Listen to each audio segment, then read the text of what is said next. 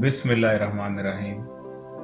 In this particular video, I will inform you about the scope of macroeconomics. In my earlier videos, I already described what is macroeconomics and what is the difference between microeconomics and macroeconomics.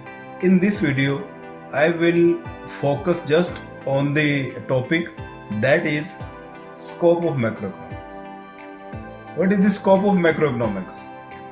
Macroeconomics is very vast subject in which you study so many topics which makes its importance and scope. There are the following scope of macroeconomics.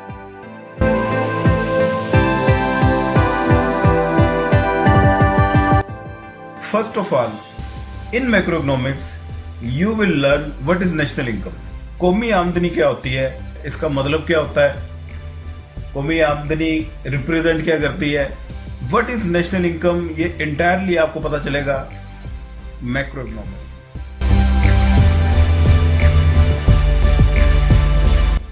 Secondly, in macroeconomics you will know that how can we determine national income. National income हमें पता चल गया क्या है, उसके बाद ये determine कैसे होती है, इसको मेजर कैसे किया जा सकता है. There are 3 method to measure national income. आमतौर पे 3 मेथड लिखे होते हैं, product method, income method, expenditure method. Classical के व्यूज और हैं नेशनल इनकम को डिटरमिन करने के, कीन्स के व्यूज कुछ और हैं. तो ये तमाम बातों को अगर आप जानना चाहते हैं तो इसके लिए ज़रूरी है कि आप मैक्रो इकोनॉमिक्स को स्टडी करें. माइक्रो में ये चीज़ें नहीं है. 2 बातें हो.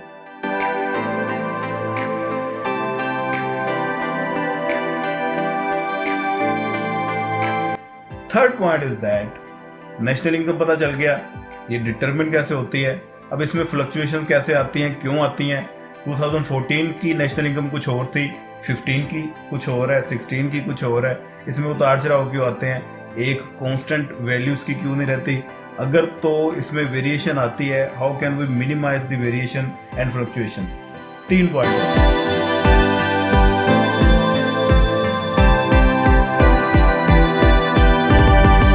Number 4 is what is the theory of income and employment. Employment क्या होती है, एम्प्लॉयमेंट को मेजर कैसे किया जा सकता है. क्लासिकल के अपने व्यूज़ हैं, कनेजियन व्यूज़ अलहदा हैं. अनएम्प्लॉयमेंट क्या होती है. ये तमाम बातें अगर आप जानना चाहते हैं तो ये तमाम बातें आपको मिलेंगी मैक्रो इकोनॉमिक्स में. माइक्रो इकोनॉमिक्स में ये चीज़ें आपको नहीं मिलेंगी.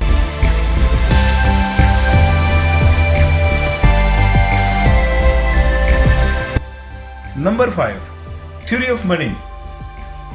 What is money? What is the role of money? What is the evolution of money? Money supply अगर आप ज़्यादा कर दें, इसका इम्पैक्ट इकोनॉमी में क्या आता है. मनी सप्लाई अगर कम कर दें, आपका स्टेट बैंक अगर मनी सप्लाई कम कर दे, फेडरल बैंक, तो उसका इम्पैक्ट क्या आएगा. तो ये किस तरीके से आपकी इन्फ्लेशन को, डिफ्लेशन को जनरेट करते हैं. तो ये तमाम बातें आप मैक्रो इकोनॉमिक्स में सीखेंगे. Next point is what is the theory of general price level. आमतौर पे प्राइस कैसे सेट की जाती है मार्केट पे, ये तो आप सीखते हैं माइक्रो इकोनॉमिक्स में. लेकिन एग्रीगेट प्राइस लेवल क्या होता है, ये आपको मैक्रो इकोनॉमिक्स में पता चलेगा. आप कैसे पता चलता है कि प्राइस आपकी जनरल प्राइस इंक्रीज हो गई है, डिक्रीज हो गई है, मुल्क में इन्फ्लेशन आ गई है या डिफ्लेशन आ गई है. इसके फिर फर्दर इम्पैक्ट क्या है, सर्कमस्टांसेस मजीद इसके क्या हैं, ये तमाम बातें आपको मैक्रो इकोनॉमिक्स में पता चलेगी.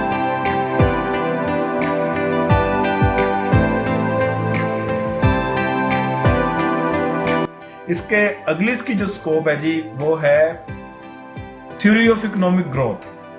What is economic growth. आप ग्रोथ कैसे गेन कर सकते हैं, आप ग्रोथ को मेजर कैसे. There are following theories of economic growth. उन थ्योरीज को आप इम्प्लीमेंट करते हुए आपको ये पता चलेगा कि आप मुल्क में ग्रोथ कैसे लेके आते हैं.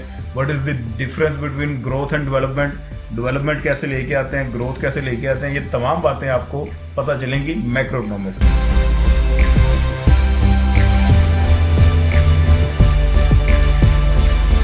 नेक्स्ट पॉइंट है what is the theory of business cycle. Business cycle क्या होती है, बिजनेस साइकिल जनरेट कैसे होती है, इसमें उतार चढ़ाव कैसे आते हैं. There are 4 phases of business cycle. Business cycle के भी ऊपर मैंने बड़ी डिटेल में वीडियो बना के वो अपलोड की हुई है. आप मेरे चैनल के वीडियोस में जाके वहाँ से भी आप चेक कर सकते हैं। बिजनेस साइकिल क्या होती है, इसके डिफरेंट फेजेस कौन से हैं, इसमें फ्लक्चुएशंस क्यों आती हैं, अगर फ्लक्चुएशंस आती हैं तो हाउ कैन वी रिड्यूस और minimize this fluctuation, how can we stable the economy, क्योंकि इकोनॉमिक स्टेबलाइजेशन एक बहुत ही इंपॉर्टेंट फैक्टर है जो आपकी मईशत को तबाह नहीं होने देता। ज़्यादातर डेवलपिंग नेशन में प्रॉब्लम यही है, स्टेबलाइजेशन नहीं होती, प्राइसेस की भी और पॉलिसीज की भी।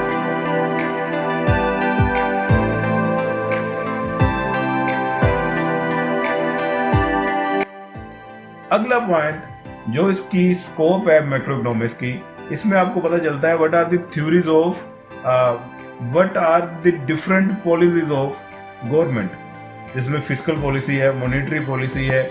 तो ये तमाम पॉलिसीज, ये आप इकोनॉमिक पॉलिसीज, इसको आप सीखते हैं मैक्रो इकोनॉमिक्स में। माइक्रो इकोनॉमिक्स में आपको ये पता नहीं चलेंगी बातें।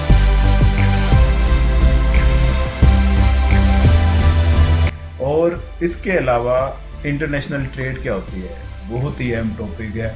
आप क्योंकि सर्वाइवल किसी एक मुल्क ने दूसरे मुल्क के साथ बना के रखनी है, दौर वो चल रहा है कि all world is like a village, तो आपने दूसरे ममालिक के साथ रिलेशन कैसे बिल्ड इन करना है, उसके लिए इंटरनेशनल ट्रेड को आप प्रमोट कैसे करेंगे। इंटरनेशनल ट्रेड होती क्या है, इसके डिफरेंट इम्पोर्ट कोटा क्या होता है, एक्सपोर्ट कोटा क्या होता है, इसके टैरिफ्स कौन कौन से लगते हैं, बैरियर कौन कौन से हैं। इंटरनेशनल ट्रेड को इंटायरली आप सीखते हैं, इसकी डिफरेंट थ्योरीज हैं जिससे आप अपनी रेवेन्यू को, प्रॉफिट को मैक्सिमाइज कर सकते हैं, बिजनेस को एक्सपेंड कर सकते हैं।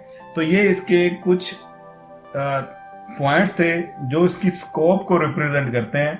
तो ये इस वीडियो में मैंने आपको बता दिए इसके जो फॉलोइंग स्कोप हैं, जिसकी वजह से मैक्रो इकोनॉमिक्स की स्टडी बहुत ज़रूरी है। तो ये बहुत इंटरेस्टिंग सब्जेक्ट है, बहुत मज़े का सब्जेक्ट है, इसको सीखिए, इसके स्कोप को समझिए। उम्मीद है ये वीडियो आपको पसंद आ गई होगी, और मज़ीद अच्छी वीडियोस के लिए चैनल को सब्सक्राइब करना ना भूलिएगा। पाकिस्तान जिंदाबाद।